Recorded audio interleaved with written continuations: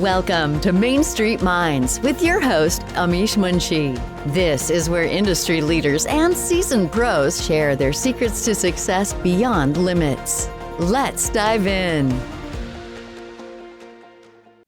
Hello and welcome to Main Street Minds. Today we have a very special guest, Gino Barbaro, with us, and I'm very excited to meet him.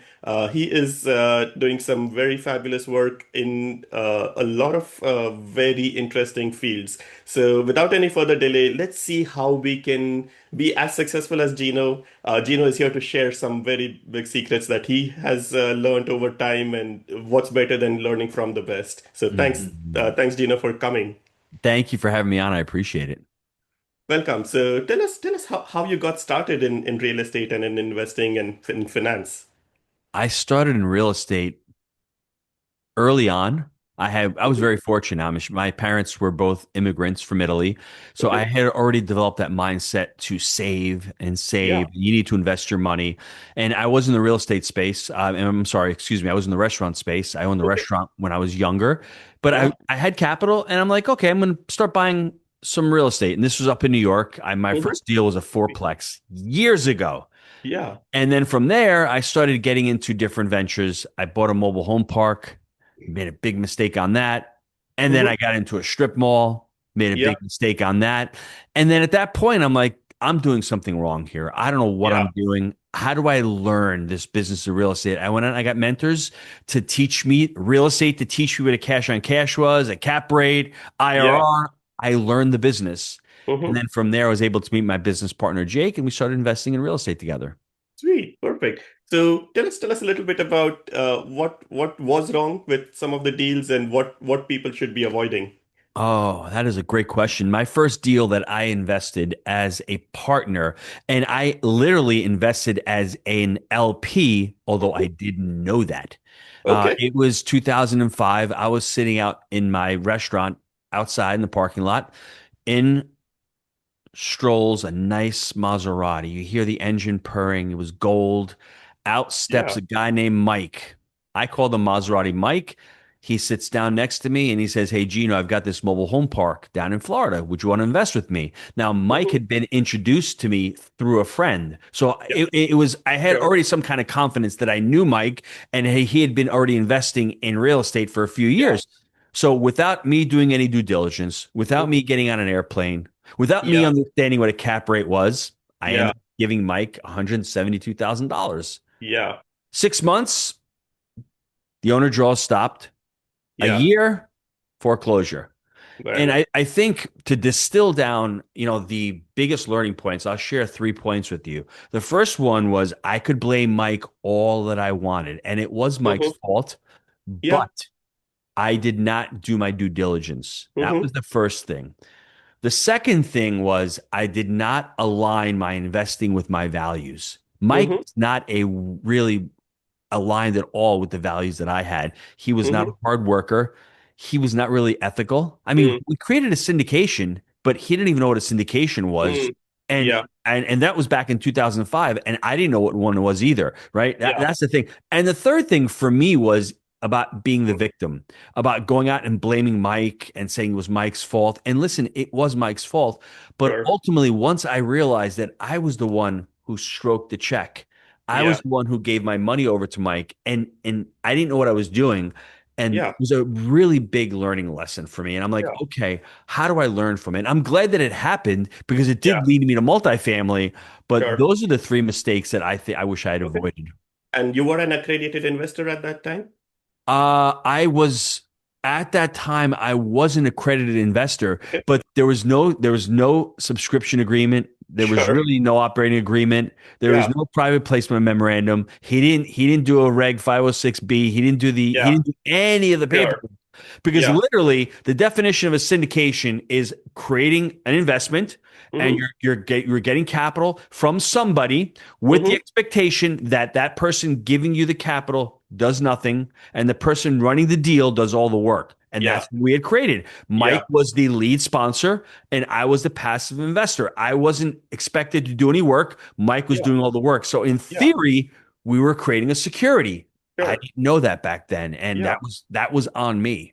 Yeah. And I think I'm glad SEC has identified really important things about similar stuff, right? An institutional investor does due diligence, and sometimes I think they overdo it, but it's very, very important. The due diligence is practically everything. hmm There's what we call in our community of education, we created a framework. It's called the passive investor framework. Mm-hmm, And the reason why I created it is because of that lesson that I had with Mike.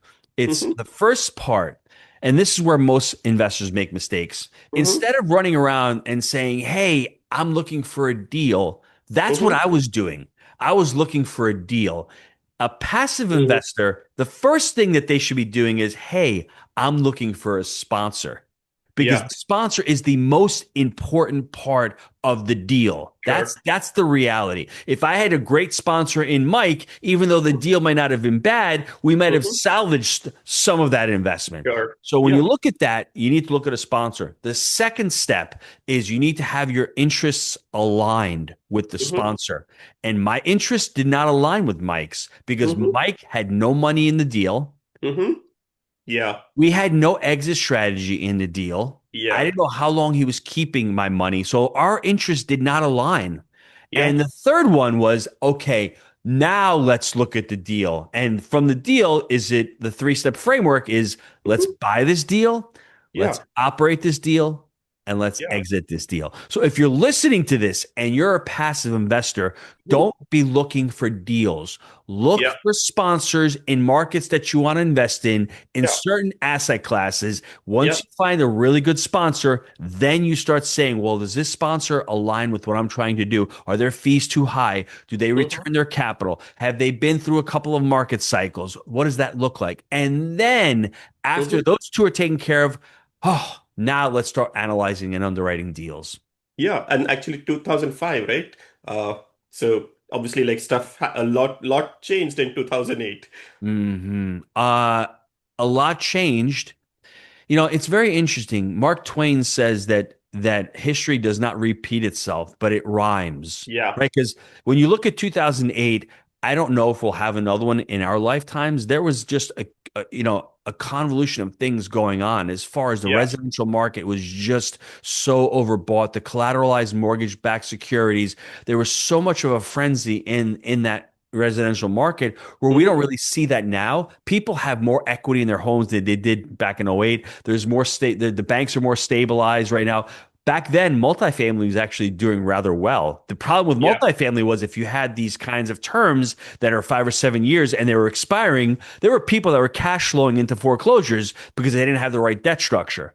And we're sort of yeah, seeing that now. That's repeating right now as it did in '08. But back yeah, in '08, multifamily, the valuations got hit, but there were assets that were still cash flowing pretty well back then. yeah, yeah. And over time, I've just seen that like the cash flow keeps getting more and more difficult. hmm And that's one of the reasons I like debt investments because debt always cash flows. It doesn't have any other advantages. But uh, I so love that. Let's stay on that point for a second because it's really important. Because when you're the banker, it's a pretty cool thing when you're controlling the capital. But more importantly, this is for anybody that's on the show right now Mhm. that is looking to get into real estate. The debt partner is your biggest partner that you're going to have on a deal. If you're Yeah, getting an 80% loan to value, guess what? Amish is your biggest partner. He's going yeah, to scrutinize you. He's going to look at you up and down. And you want to find a debt partner that's strong, that's actually going yeah. to look at your deal and say, hey, this deal is pretty good. I'm willing to invest in your deal. Hmm. When you take the look from that perspective and you start respecting your debt partners and you start Yeah, respecting the work that they do and the risk that they take into your deals, that's a really important team member that you need to have. I wish I had one back in the day. yeah, I didn't have the debt partner with Mike. I was just flying blind. And I wish I had somebody that would have looked at that deal and would have said, Gino, these numbers really aren't that great. They don't make sense. Why are you investing in this deal? And that's why it's yeah. important to have a really strong debt partner. Yeah, and it's like even if you're able to buy something all cash, sometimes it's good to have a debt partner. Uh, hmm as an example, I was helping somebody, and the underwriter on the loan realized like the lot line was not correct, and Uh, like who really reads that? extreme small fine print in the Yes. title report, right? Yes. And thinks of Yes. all possible things that are going to go wrong. So yeah, even if you are able to do the deal all by yourself, maybe just get a lender involved. Even if after doing the entire due diligence, you don't take the loan and you have a free due diligence, somebody that has Yes. looked at it with a magnifying glass and reviewed everything. I would just challenge people out there that if they're afraid of using debt, I totally get it and it's totally understandable. The problem that we have in the economy right now, back in August of 15 of Mhm. 1971, the dollar was pegged to the gold standard. I mean, dollar was really Yeah, convertible to gold.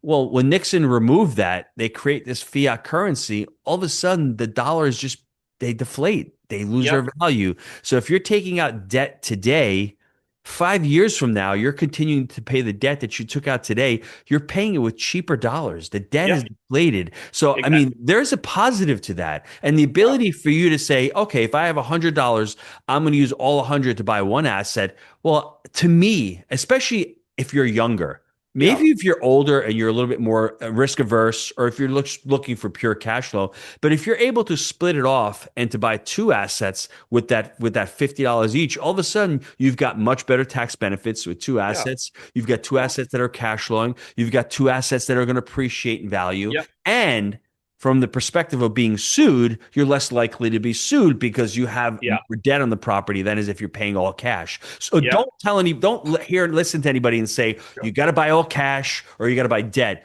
You need to Yeah, sit down with somebody like Amish and say, what should I do? These are my options. Give me the pros and the cons. And then as you're sitting with your tax preparer and your financial planner, then you start preparing it out. But don't have this blanket statement saying, I buy properties all cash or I buy them with a ton of debt. I think you yeah. need to be Oh, wise and yeah. judicious based on what you're trying to accomplish. Yeah, in world of investments, there is like a rainbow of things, right? Like I always say that Yes. there is all possible variety of things, but in the world of debt, it's a gray scale. There is bad debt, there is definitely bad debt, a lot of bad debt, and there is extremely good debt. But reality is right in the middle somewhere. And the bad debt that's been getting a bad name over the Yeah, last few years is bridge debt. yeah, Now, unfortunately, if you know what you're doing, if you're experienced, yeah, and you find a great deal, and you can move with speed, yeah, and you have a business plan, hmm, bridge debt could be fortuitous. It yeah, could be a great tool. It's hmm, just a tool in the toolbox.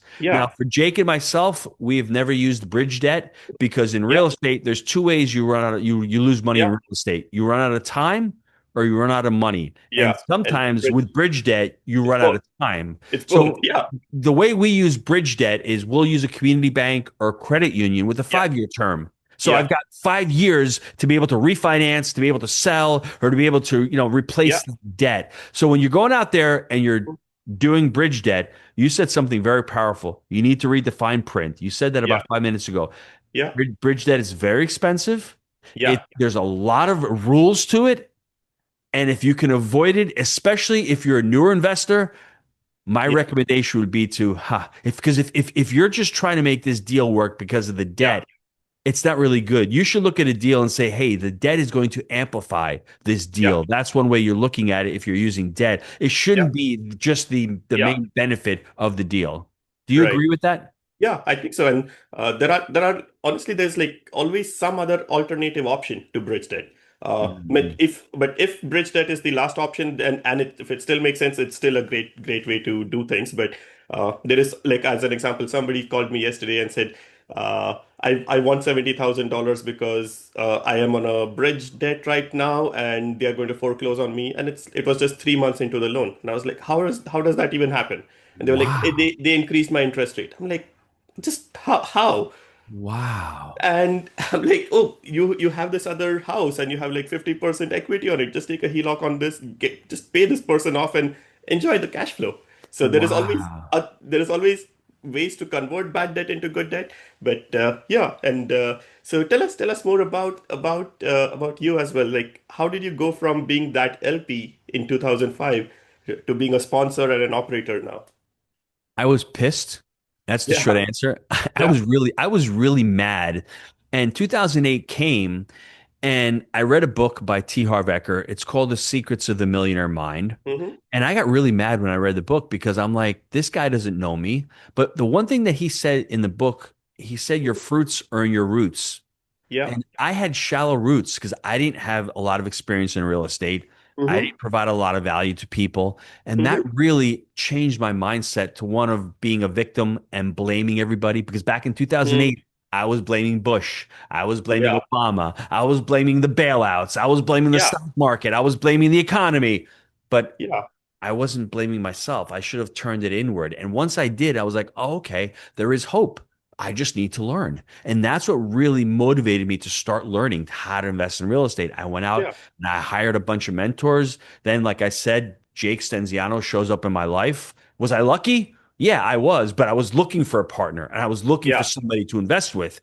He Yeah. moved down to Knoxville in 2011 and we Mm-hmm. started investing in deals. It took us 18 months to find the first deal. And Yeah. remember, Amish, I have a story where I have a life before Jake and I have a Yeah. life after Jake. The life before Jake with investing was I had no map, I had no process, I had no experience. All Mm-hmm. I was doing was I was like a chicken without a head, running around looking for deals. When I Yeah. partnered with Jake, I was fortunate that I had gone through all those problems, I had gone through all those losses, Yeah. and I could bring that experience to him. And we really created that framework of like, okay, we're going to buy really good deals. Mm-hmm. We're going to learn how to operate those deals. Mm-hmm. And ultimately, we need to exit those deals. How do you Yeah. exit it? Whether you're selling it, which we Yeah. didn't want to sell, we refinanced the vast majority of Nice. our portfolio. And Yeah. understanding that framework gave us a blueprint or Yeah. gave us a framework where we're like, okay, we're going to buy deals based on this and not try to deviate from the plan. Yeah. Yeah.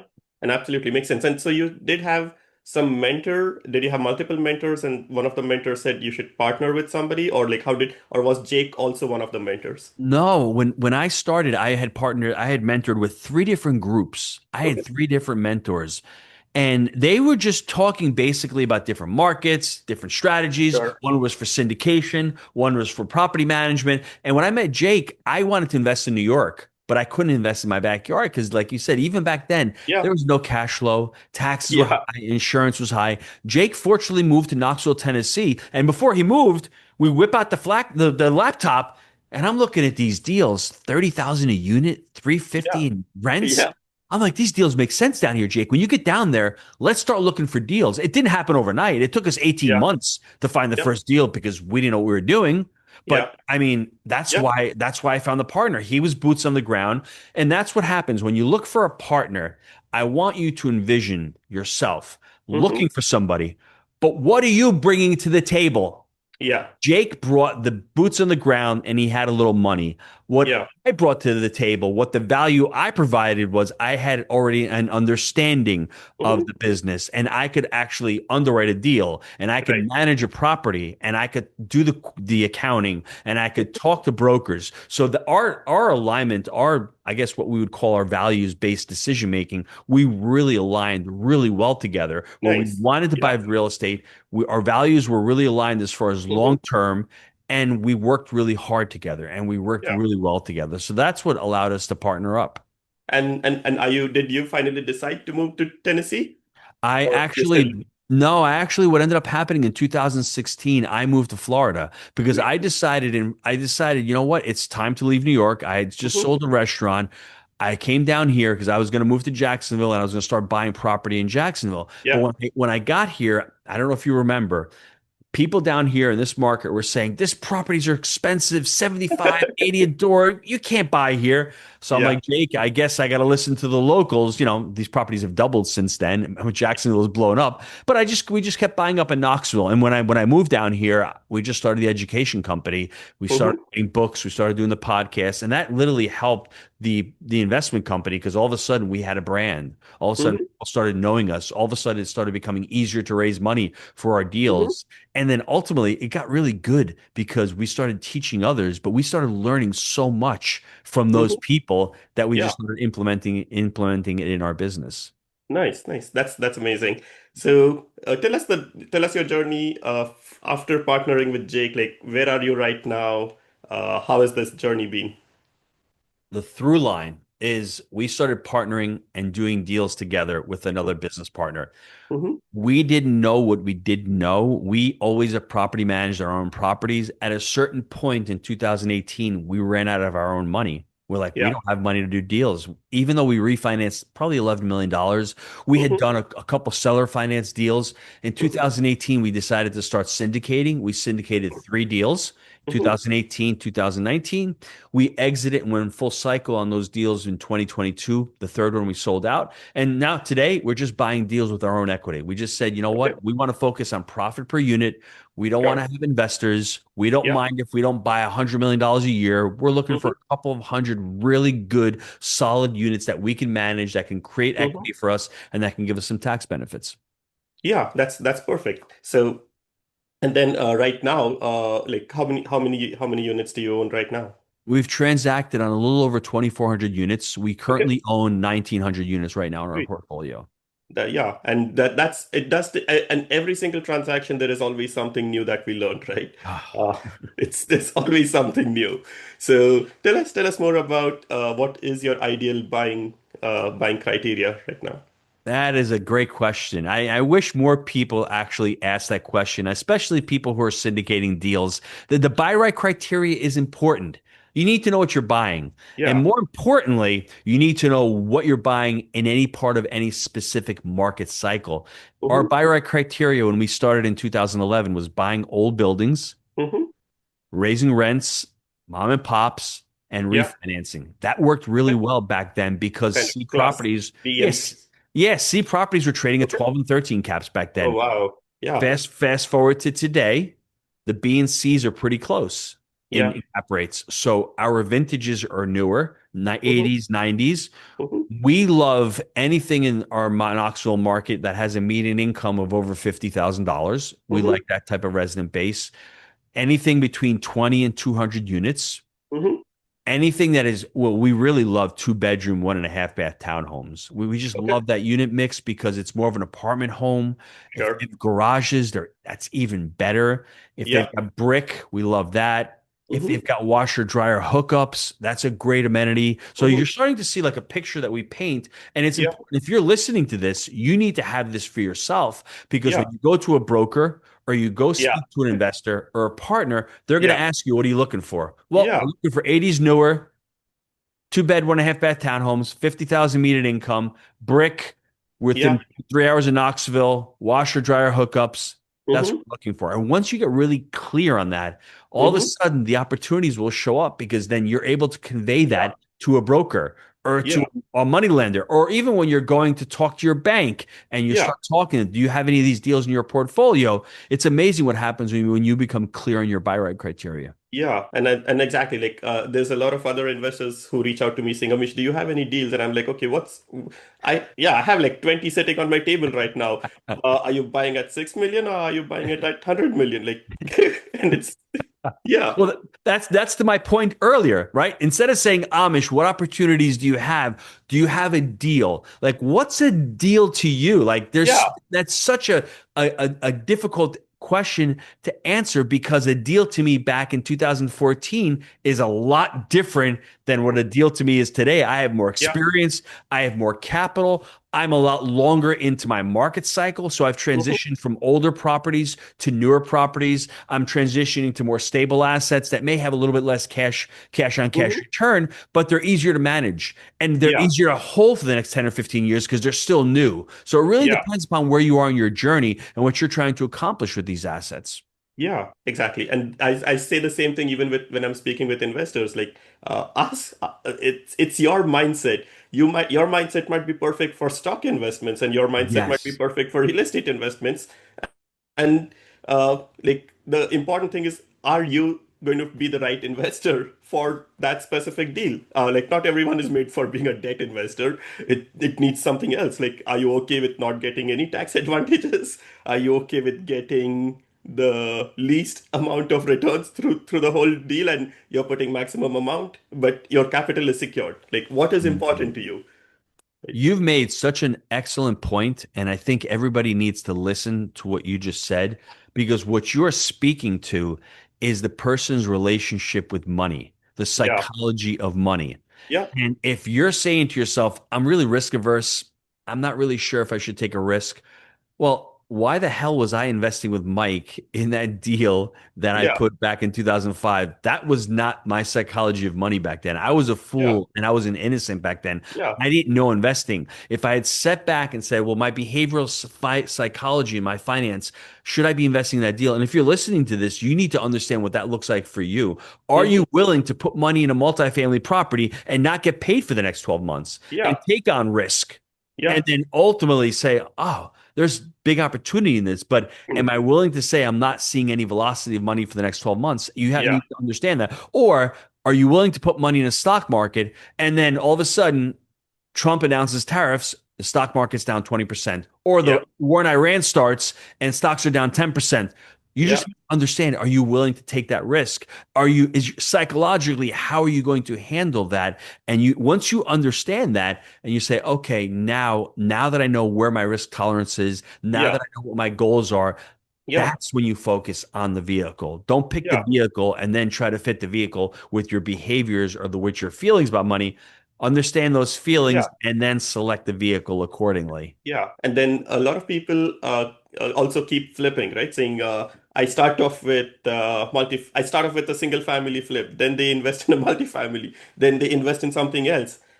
That's pretty difficult to build a business and an investment portfolio.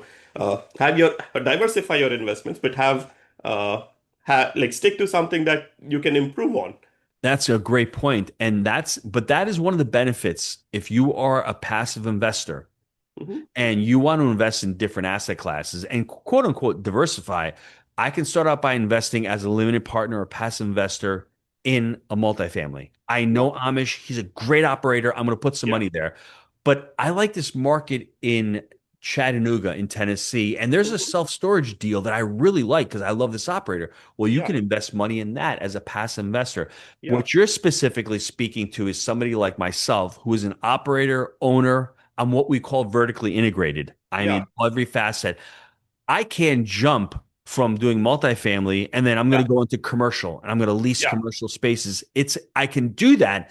There's going to be a learning curve. And I have yeah, to say, my first couple of years may be a little challenging, and that's yeah, okay. But I'm deviating from that opportunity of yeah, multifamily. And then do I have the bandwidth to be able to understand that there's different brokers, different underwritings, different yeah, strategies, yeah, different management techniques? If you're yeah. able to learn that and to do that, that's Yeah. fine. But just understand that there are challenges that come with what you're talking about. Yeah, and the first investment, if you come out without losing money, it's pretty good. Oh, it's not pretty good. It is. I always joke, Amish, that my business partner has never lost money in a Yeah, deal. I've never met a real estate investor that hasn't lost money. yeah, Jake was the only one because I was the one who lost all the money before he yeah, invested. So yeah, once we invested together, he's got all my experience. So yeah. technically, he did lose money, but I'm the one who Hey, lost the but money. It wasn't his he money. he partnered up with you, so he had to share his profit, right? Like to get that Yeah. experience on board. So Yes. everything adds up. Always work with good people. Do not hesitate to share the revenue Always. with the operator. Don't Yes. skim down the operator. Always. Every operator is worth whatever they are charging. Uh, Yes. And I want to give a cautionary tale here because this is important because yeah, I've seen this on the internet a lot. The rage a few years ago was multifamily, then it was self-storage, and now it seems like people are pitching businesses. Go out and buy yeah, a business. yeah, Now, I think it's a great idea. I just want people to understand to go in eyes open. You yeah. can buy the deal and you can exit the deal. But Hmm. in the middle, there's something called operate.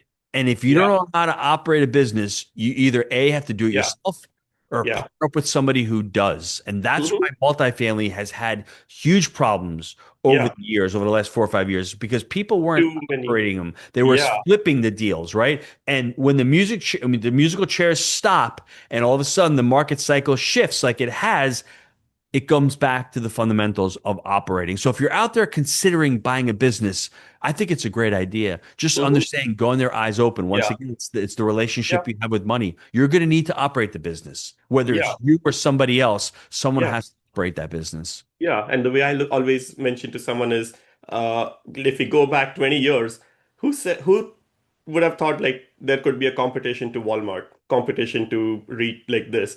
But where Yes. are we today? How did Yes. Amazon enter retail and become the most one of the most expensive, interesting companies? Dominant. How? Yes. Like in a business that has such fierce competition, such fierce kind of very, very low margin business, how do you create a two, three, $4 trillion company out of it It's and incredible. compete? So Yes. a good operator is worth everything.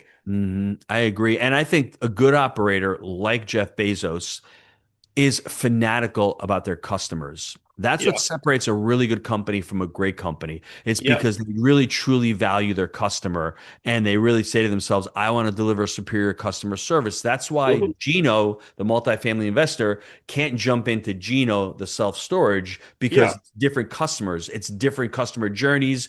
And I yeah, don't know that. And yeah, I can learn that, but I want to become the Chick-fil-A, as Jake likes to say, yeah, of multifamily. I know that space really well. If hmm, I focus and lean in on that, I can get really good and become dominant in that industry. sure. Cool. And I always want to ask, with all the experience you have, what are you foreseeing? What's going to happen in the next 5 to 10 years? Where is the market headed, and what are your goals? I'd like to answer that question by challenging anybody listening to this Hmm, and saying, would you have bought real estate 5 years ago? Anybody on this show listening saying, "Oh, I wish I had bought a deal 5 years ago," I would probably hmm, venture to say everyone listening to this is going to say that. And that's the answer to my question now. If you can buy a deal right now, there's fear, there's yeah, uncertainty. Now's the time because it's the contrarian time. Now, I'm not saying to go out and buy any deal, but yeah, you look back 5 years from now, you go hmm, 5 years into the future, you'll be thankful that you're buying opportunities right now. Right now, what we're seeing is there's a slowness of deals. There's not a lot of deal flow in the market. There's a lot of uncertainty. There's a lot of fear. Certain markets are already they're already starting to change. As look at hmm, Dallas, what happened? There's a lot of foreclosures. Some yeah, markets are already shifting. They're losing 50, 60 cents on the dollar. Some yeah, markets haven't. They're a little bit stronger. So hmm, understanding where you're investing in the market is really, really important. But to hmm, me, I'm always optimistic. Once yeah, debt starts lending, because debt, as you know, is the circulatory yeah, engine of the economy. yeah, That's the important part. You yeah, guys make the economy go, and you guys are pulling back right now because there is yeah, uncertainty. The deals suck. They're still yeah, too overpriced. yeah, Once they reset and things start moving, it may be too late. So yeah. don't wait. Get into it There now. is, and there's always something like if we search for a reason, there is always a reason to not do it. Yes. There is a war going on. There is, hey, if this war finishes, something else is going to happen. Well, I mean, listen, like you said, there was COVID in 2020, then there Yeah, was the election, then there yeah, was tariffs, then yeah, there was pulling out of Afghanistan, then there's yeah, the immigration crisis, then yeah, there's crime, then there's yeah, the tariffs, then there's yeah, the war right now. So you can make an excuse for anything. And that's what I was talking about when I went back to 2008. I found every excuse in the book available. Once I stopped saying, let me stop focusing on the excuses and let me start focusing on what opportunities there mhm, are. Once you yeah, start changing that mindset, like you had said, things look different. yeah, yeah, exactly. So, as we come to the end of this episode, I always like to open up the floor and like would love to love you to share anything else that you want the audience to know more about. It's interesting because sometimes people ask, "Is there any question that you didn't ask that I would have liked to answer?"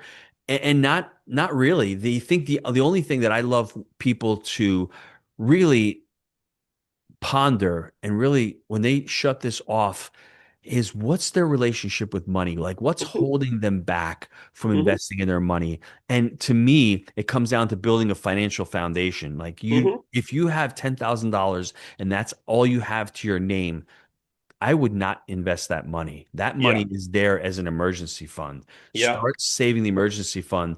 I would recommend one book to the listeners. It's The mhm, Richest Man in Babylon. It's an easy book to read, mhm, very simple, timeless practices. 5,000 years ago, they understood how to create wealth, and those principles are the same as they were 5,000 years ago. They're yeah. the same principles today.